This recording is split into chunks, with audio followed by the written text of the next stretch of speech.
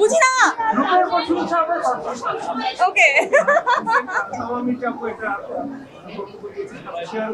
আমি ওকে অ্যাপ্রিসিয়েট করি, কারণ আমার মনে হয় সৌন্দর্য আসলে নিজের মতো করে হওয়া উচিত, যেমন আপনি নিজেকে দেখতে চান। এখন যদি আপনি চুলটা স্পাইক করেন, যেহেতু আমি ছেলে আপনাকে দিয়ে উদাহরণ দিলাম, যেহেতু কোশ্চেনটা আপনি করেছেন, স্পাইক করেন অথবা সাইড সিটি করেন বা ব্যাক ব্রাশ করেন, সেটা আপনার খুশি, আপনার চয়েস। আপনি যদি নিজেকে ওভাবে সুন্দর দেখতে চান, আমার মনে হয় এটাই সুন্দর।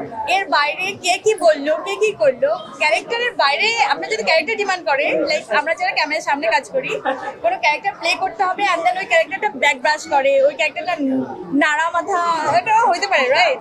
তো এরকম যদি হয় ইটস ওকে, বাট নিজের সৌন্দর্য কিভাবে আপনি দেখবেন সেটা একান্তই নিজের উপরে ডিপেন্ড করে। তো সেক্ষেত্রে কেউ যদি অ্যাস্থেটিক করে, সেটাকে আমি খুব ভালো করে অ্যাপ্রিসিয়েট করি। কেউ যদি একদম ন্যাচারাল থাকতে চায়, চুল পাকলে পাকুক, গাল ঝুললে ঝুলুক, সেটাও আমি অ্যাপ্রিসিয়েট করি। সৌন্দর্যের আসলে কোনো ব্যাখ্যা নেই, সৌন্দর্য নিজের মতো করে।